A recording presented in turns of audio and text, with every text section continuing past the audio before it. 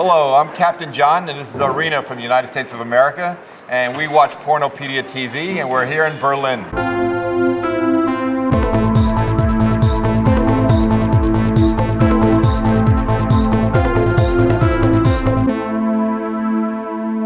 Hello and welcome to Pornopedia TV. I'm at the Venus International Fair in Berlin, and I'm here with Captain John and his beautiful wife, Zarina.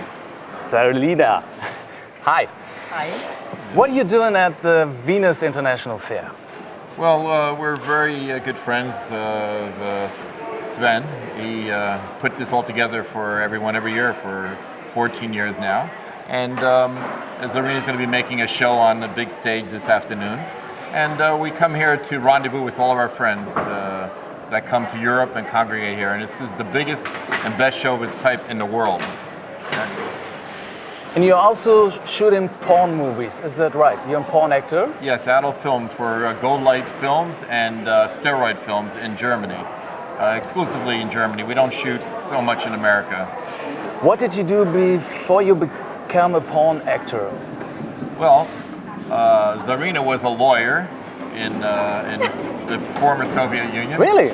Yes, and I own 9 Harley-Davidson motorcycle businesses in America. And I retired from that many years ago. And so I just do hobby things, what I enjoy. I'm also a yacht captain and pilot, so I travel all over the world, but mainly traveling, we're swingers as well, so we travel all most exotic places, Jamaica, Hedonism 2, and South Beach, Miami. We're doing shows later this year.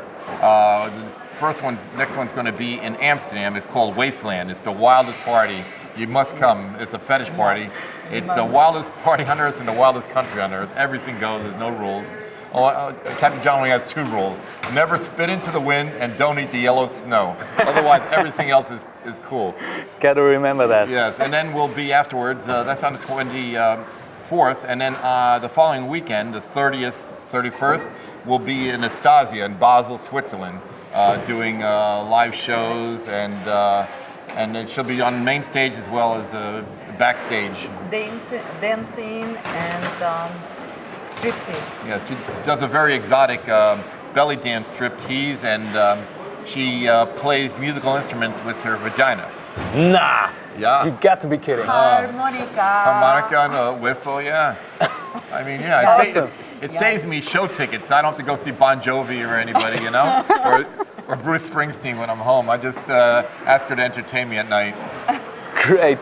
And you're swingers, so there's no jealousy or something like that? No, no hard feelings? Not really. I mean, we have our, rules. Our few rules, but not very many, because too many rules, it's a problem. They're very, very few. As long as we play together, pretty much everything goes. We just enjoy. Yeah. How did you become a porn actor? How did you decide to do that? Well, it just was kind of automatic. I was born a tripod, so Your dick and your 2 feet. Yeah, so I was a tripod, so I was a natural, and I was discovered by Michael Kreutz of Steroid Films in Jamaica at an orgy, and he said, you must come to Brussels, and it was a fair similar to this, and we went there and we started shooting the first time there, and in the industry, believe it or not, the men make much more than the women, especially in Europe, because it's difficult for a man to maintain. Where me, I've been into this lifestyle all my life, because I was in motorcycle gangs, all my teen years on, and then I was in the swing world. So it's very common and very natural and comfortable for me. I'm not nervous, Matter of fact, I work better under pressure. Yeah, he has a movie, American Swinger. Yeah. It's about the first swingers in America. Yeah, he has a part of it there. Yes. He tell how it's coming. Yeah. It was a actual documentary about Players Retreat. It's the first swing club in America, and it's on the big screen. It's all over the world. An hour and a half show on a big screen, and it's a documentary about swinging. And I'm on it with my friend Ron Jeremy and many other people. Really? Yes. Yeah. He's your friend. Oh my God. Stories I have for you. About 30 years ago, Ron taught me how to find the G-spot in women.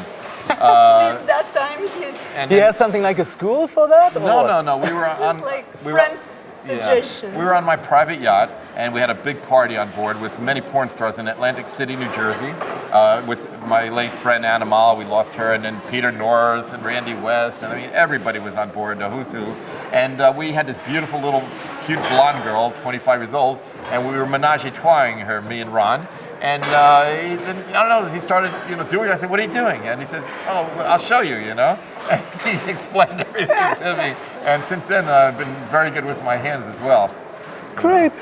What's the difference between the sex in front of the camera compared to the sex at home? Boy, that's a good question. There is a big difference for us. I mean, I enjoy both, but, it depends on what kind of film I'm making. If it's like I'm also involved in a production every year, twice a year, and it's called The Holiday in Paradise. What it is it's porn stars. They put me and a few of my friends and like 8 girls in these villas all over the world, Mallorca, Ibiza, England, Germany, Switzerland. And it's a natural environment, they just follow us around with cameras and we do whatever we want, whenever we want. And that's quite easy, but sometimes they want, we go to a production and they want a specific thing, so they keep interrupting us, so as soon as they interrupt us and okay, you got to change positions or this and that, it takes them 10 minutes, so I lose my erection. But I have like 2 fluff girls with me, and really? they just 30 seconds before, they get on me. They know exactly what to do, boom, boom, boom, and there I am at attention again. And send me in, coach. Great. What do you like most about your job? Well, because it's not like some employers. When you work for a company and business is not good, it's a problem. Where in my business, if business is not good, at least I could fuck my inventory. Great. And what don't you like about your job? This Marcus. Hey, Marcus. See you tonight. Thank you for a great party last night. It was very nice, as always. That's Gunnar. He organizes a lot of parties here. It's very good. Great. What don't you like about your job? Is there anything you don't like? Wow. I don't know if I've ever asked that. Well, they've never asked me to have sex with a 500-pound woman or something. If they did this, I wouldn't enjoy my job anymore. Because it's not my style. Not that there's some beautiful 500-pound women somewhere, but it's not my style. And, my limit is like 55 kilos. Let's assume but no, I've never had a bad experience in this production. We meet the nicest people and we travel. I only get involved with the nicest groups and whatnot. Again, it's a hobby for me. So I'm not under the pressure where some people are looking to make a living, and it's very, very difficult to do that nowadays. 10 years ago, you could become multimillionaire so easy. But today, it's not so easy. Let's assume you have an 18-year-old son and he wants to become a porn star. He has. Yeah. He has 2 sons. I have 2 sons. 18 years and 19 years. He never asked me to be a porn star, although as a child changing their diapers, they have unfortunately they have the Greek curse and they have the big souvlaki and gyro. So if they wanted to, they could. I mean, I don't push them. I expose them to everything in life. There's no book or rules about being a father than being a good person and being a nice person to everyone. But when it comes to life, I only expose them to everything, whether it be flying a plane or boating or this or that or museums or parties or whatever. I expose them to everything and whatever they gravitate toward, whatever comes naturally to them. And this, since I was very young, came very naturally to me. I was very much into sex. I never did drugs, no alcohol, no smoking, no gambling, but I always loved women. And it's not that I'm so gorgeous or anything. It's just I am a good person. I'm a lot of fun, and as a matter of fact, women, I've been married 3 times, and my first 2 wives, they divorced, my women divorced me for the opposite reason that most women divorce their men. Most of the time they divorce their men because they hang out with their buddies in go-go bars, or they're drinking too much, or they don't want to do anything, or they're watching TV constantly. Me, they come to me and they go, Captain John, you're too much fun. We have to leave you. And I remember my last Seriously? one, I really loved her, and I didn't want her to go. And I said, please, I will try to be a little less fun. And she said, no, it's impossible for you. You enjoy your life too much. And you know, I sat there for a minute. I said, yes, okay, goodbye. What do your friends and family think about your job or hobby? Do you experience any disadvantages to your profession, or some, prejudices or something like that? Not really, but I'm very careful. Like in America, as I told you, I primarily make movies and live shows and everything in Europe because I don't want to expose so much, although so many people know my lifestyle, and it works very much for my benefit. Because I organize many swing parties and gangbangs and many orgies and very exciting parties. And so people know I'm into this. But as far as answering your question, honestly, and I don't mean to be braggadocious, it's not a day that goes by somebody comes up to me and says, Captain John, I want to be you when I grow up. And I said, be careful what you wish for.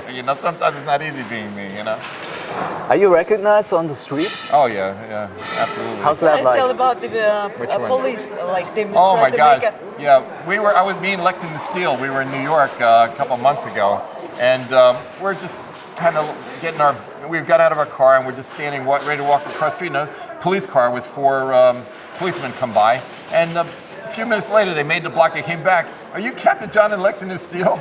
And and they got out of their car and they're taking photos with us and everything. Can I make a picture with you? Yeah, but we're and in Europe I'm very popular. I've done a lot of commercials in Switzerland and Amsterdam and the Mediterranean throughout Europe. Yeah. What does a girl have to do to get you in bed? That's a good question. Because when I was younger, I had a specific, with blonde, blue eyes, 5'7", this and that. But you know what? It's unbelievable. It doesn't apply anymore. It's more just a feel. I'm a very, I'm a hunter as well. I'm hunting fishermen and everything. And I'm a very instinctive person. I'm not like highly intelligent like some people like J.P. Love. He's an intellect. That was a good one. Yeah, he's an intellect where, he has 2 brains, one below his belt and one above his belt. You see, he's very honored. But with me, I'm a very instinctive person. And everything I do, business deals, I've been very successful. Everything I go by instinct and not by what people say. And it's worked for me all my life, and I feel somebody, I feel a vibe. Like if somebody is not into something, because I'm into everything. I'm into BDSM as well as swinging and gangbangs and orgies, everything, and love and affection and passion. But if I feel they're not into it, I wouldn't get even hard, at all. How was your first sex? Well, it's interesting. My first sex, I was 16 years old, and it was at my father's home in the basement where I had all my motorcycle parts and whatnot. And it was this worldly girl of 21 years old, Marianne Thompson. Thank you very much. Hello. Hi, Marianne, wherever you are. And I got a good follow-up on that one, too. But anyway, so I was at a traffic light on my Harley chopper, my Panhead, 74 cubic inch, and she was with this girl that I went to high school with. And they're sitting at a light, and I'm sitting at a light there, and I was really ripped. I was 6'2", 245 pounds. I mean, 6-pack. I mean, I was really, I look at pictures of myself and I go, yeah, I'd fuck myself. I'd fuck myself. I was so hot, I mean, anyway, so she then got an interest in me, and with a buzz going around, she wanted to meet me. And then one day, my friend Ellen brings her friend Marianne to my father's home. And I say hello, and I was very naive about, not naive, but I said, would you like to come and look at my motorcycle parts? So I take Marianne downstairs, and I'm showing her, well, here's the parts for my Indian motorcycle, Panhead, my knucklehead. And next thing I know, she turns me around, kisses me, pulls me down to the floor, and I'm like in shock. I'm like a zombie. And she's undressing me, but I went to, my genetics kicked in, and I was immediately got an erection. She gets naked and jumps on top of me, and she's fucking me. And then she, I guess, came, and she go, and she about 5 minutes later she go, wow, that was great. I said, it was. Great. Yeah. What was your worst sex? Wow. You didn't see that coming. Yeah. No, I'll tell you, I meet such nice people. All my life, I'm so blessed. I mean, I've had thousands of lovers, literally. I've had many as 14 in one night. Really? Oh, yeah. Even up to a couple of years ago, and still, when it's an opportunity, I had 7 girls at one time, Yes. What was your best sex ever? Okay, Zarina.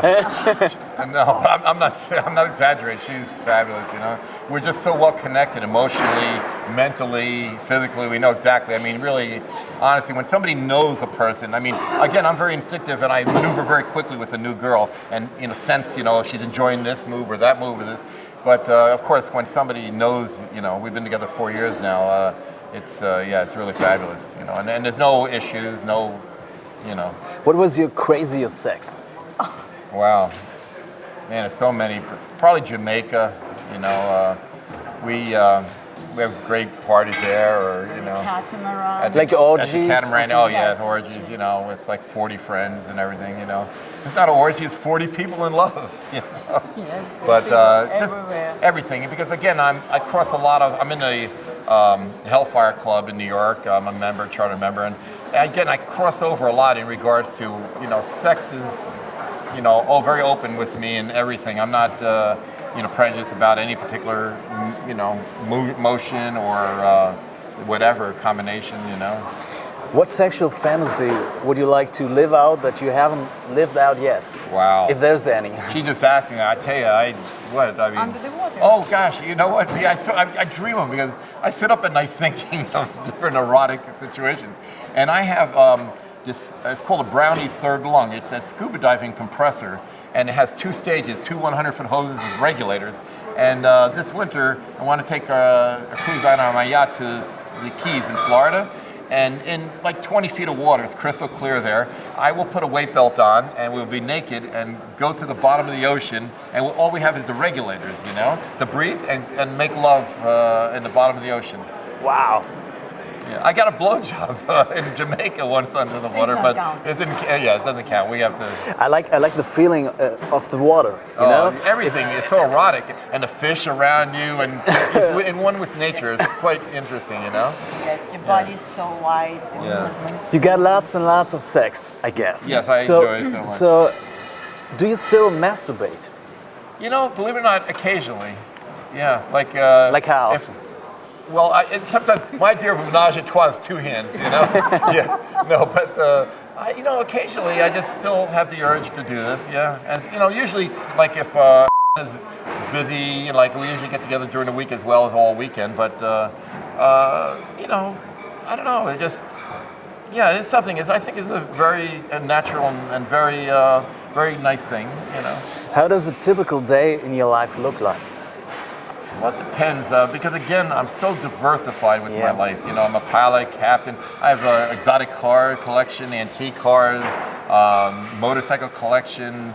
Eat fuck. Yeah, sleeping. Fuck, that's what we do. Like, what have we done today? Well, we haven't slept, so let's take a nap. We take a nap immediately. But no, that's when we're like on weekends. We really recharge the batteries. Like, I'm not a kind of person that's very hyper that if nothing's going on, I'm not like racing and spinning my wheels for nothing, you know? I'm just like relaxed, and this way save my energy and everything, you know? What music do you like? Rock or something? You know, again, right across the board, I love reggae, you know, Jamaican, since Yeah, I was a a lot. teenager, a lot. I enjoy that style, that feeling. And again, it relates so much to this. But I like lounge music and just pretty much everything. I hate rap music. It's not sexy to me. It's irritating even, actually. You know, that's the one I don't.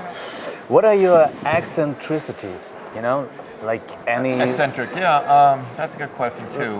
like weird habits you have? I'll tell you, I don't. You'd have to answer that.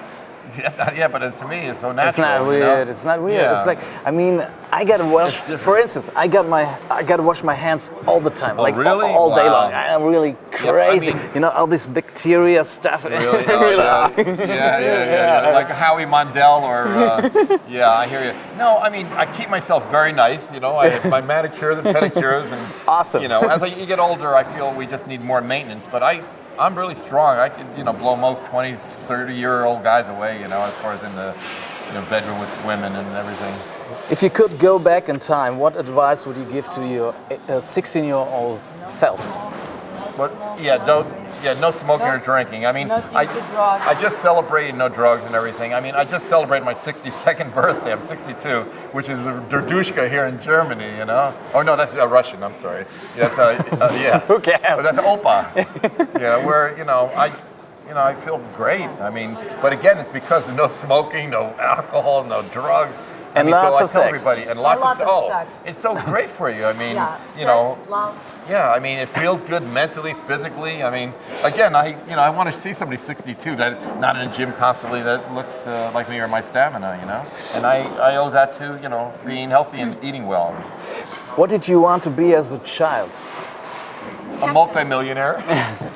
What's the craziest thing that's ever happened to you? You know, not just sexually, but could be anything. Can a particular category? Because again, Africa. I mean, I go, hunting in Africa and fishing in the Caribbean, and Like everything. I mean, I lived with the Zulus for a period of time in South Africa. I mean, I just, wow. It's so much. If you like more of a category or a specific, I could probably answer that a little bit better. Craziest. Flying, the first time when you bought your airplane, he yeah, doesn't know You get how an to airplane? fly. Oh yeah. Yes. Yeah. He doesn't know how to fly. They read the manual and they try. Like a Cessna or something? Yeah, Cessna 172 Skyhawk 2. Yeah. Yeah. Yeah, Cessna. Brand new. I bought it. I didn't.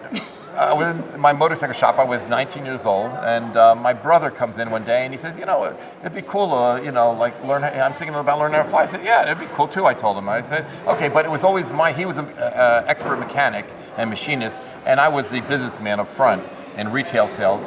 And so I immediately got on the phone, and again, I didn't know anything about plane, and I started making phone calls, and within 4 or 5 phone calls, I knew what type of plane I should buy. They said the Cessna 172 is like the best one to buy, and then I knew what a good price was as a businessman. So then I was negotiating with him, and within 1 hour, I made a deal to buy a brand new airplane, and he says he'll have it ready tomorrow. So I said, fine, I'll see you tomorrow. So I go to this airport, and I have a bag of cash.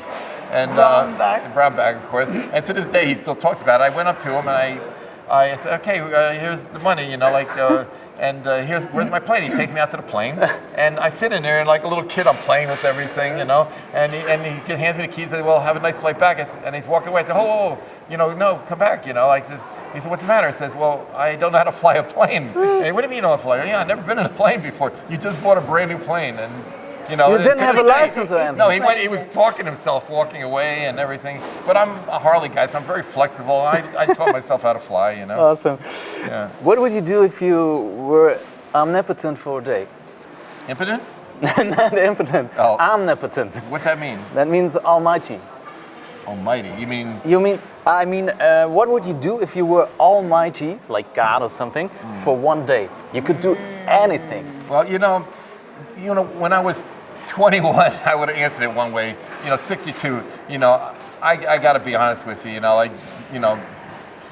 Fix everybody's Problems. diseases mainly. Not so much problem because a lot of people make their own problems, but diseases you can't help. Cancer especially and everything, leukemia and everything. So right now that's very close to my heart. In heart attacks, I lost so many friends. So really, I don't mean to talk on a heavy-duty subject, but it would be very, naive of me to say, what have sex with 15 girls instead of 14. Yeah, you have already. I've been blessed. I've been with and married to the most beautiful women that ever walked this planet.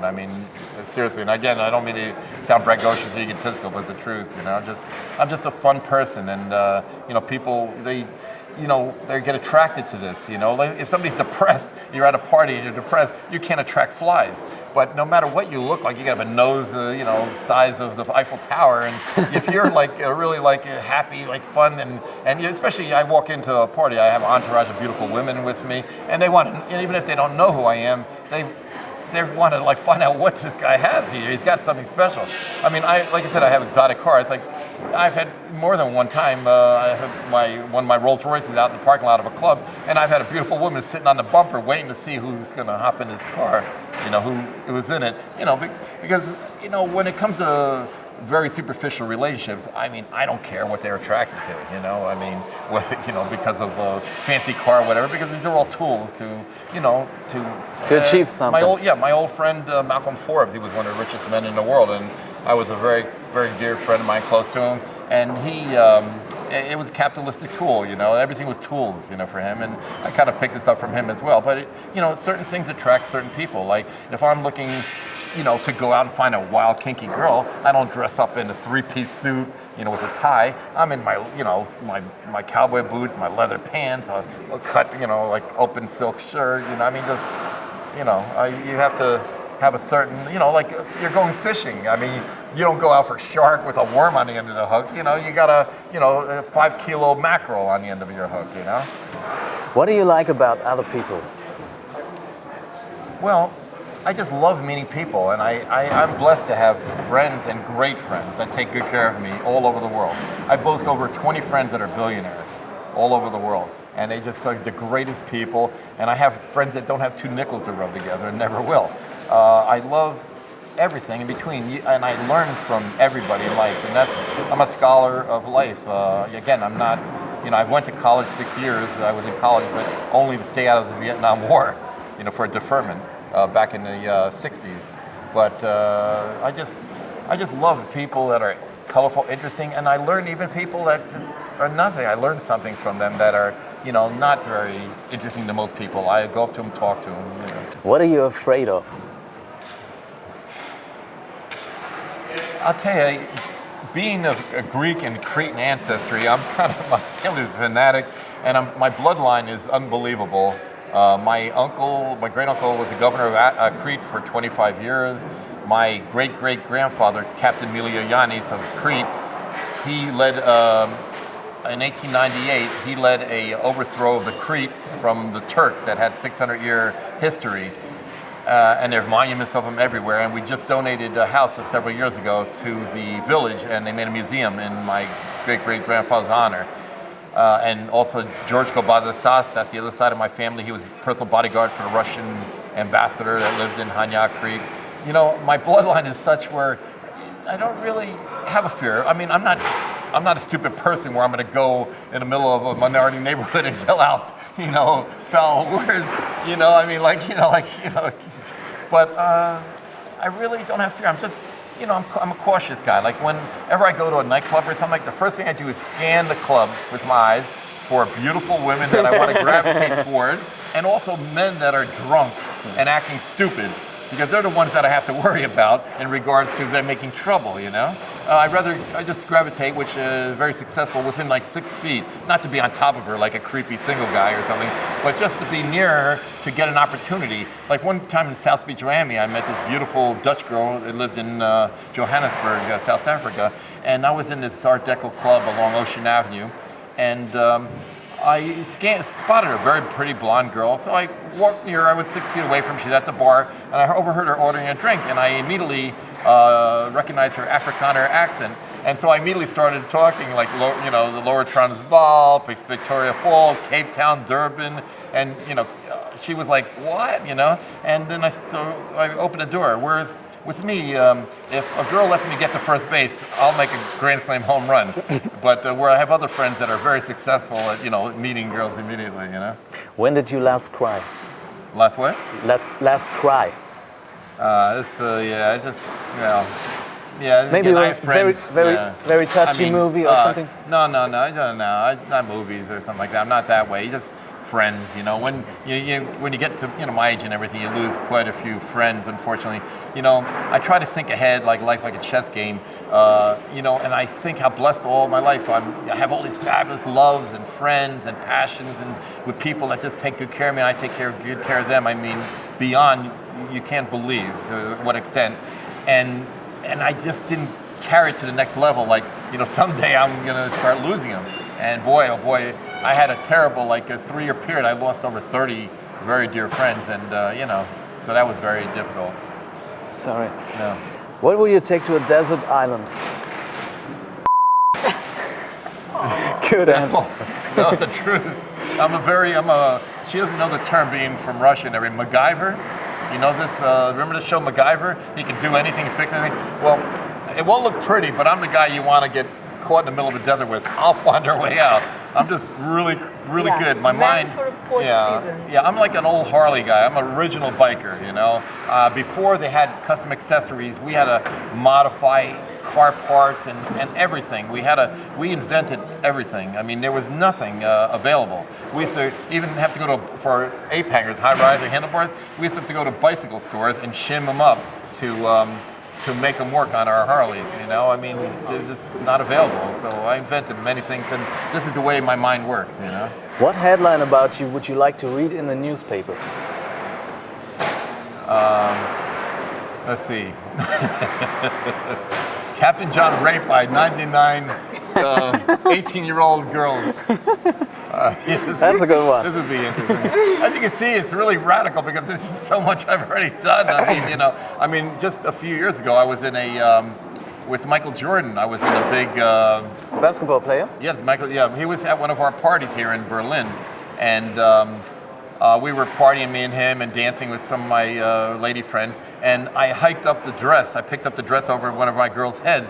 And Michael was right next to me, and the paparazzi was there. Click, click, click, click, click. The next day, we were in the Berliner newspaper. Oh my gosh, what a, unbelievable. Yeah. What's your idea of happiness? Being content to where you are, not, just happy where you are, not like hungry to achieve, more money or bigger house or whatever, and then being in a really beautiful, really, really quality relationship, not one that's constant drama and bullshit and aggravation. People shouldn't put up with each other with that. Just move on. There's somebody out there special for them, and just move on. How do you cope with aging?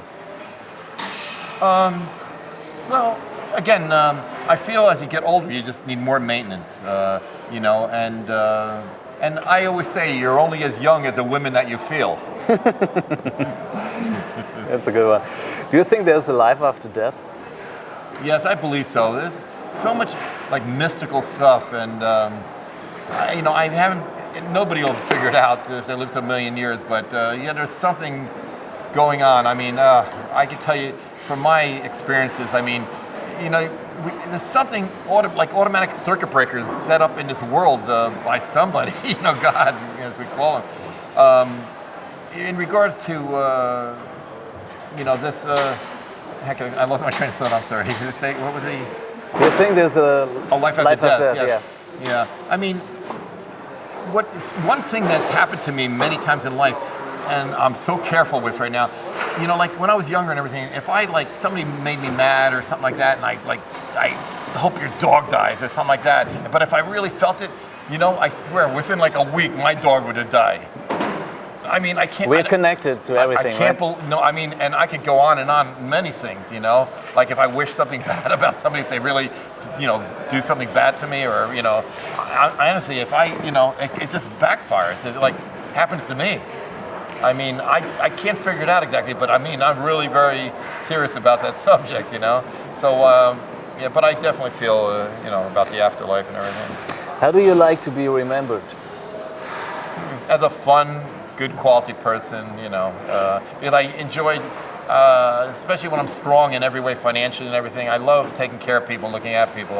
I can't tell you how many times people they were heartbroken, their wives left them or whatever. I immediately fix them up with a fantastic girl, or they come from a different country and they're very talented, but they just don't have the connections to get a good job, and I would get them a fabulous job, a dream job, and just everything. I would just take people by the hand and help them. You like help. I'm just, it's just a very, very immediate thing for me and automatic. It's not a conscientious effort. It's just the way my mother raised me, What do you still want to achieve? Wow. Yeah, I've achieved so much in my life, I mean, I'm not, Donald Trump or anything like that, but you know what? Remember something. I've been at parties 5-6 times with Donald Trump. He knows me as Captain John. And the last party I was with him, I had 2 beautiful women on our arm. And I know he's always a womanizer from many years ago, before his divorce and his second and third marriage. he always like undressed my women with his eyes at clubs and parties. But I went up to him one day, I said, you know, Donald, I'm a lot richer than you'll ever be. And he just smiled at me. He never answered me because I think he knows it's true.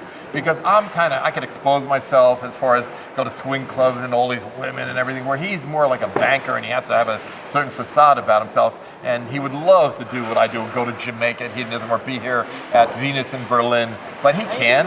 I mean, he can't. I mean, Why is that? you know, because again, he's he's the type of entrepreneur and banker, and the people he has to hobnob with, it's just, he would be frowned upon, you know? Where me, I'm looked up to for it. Great.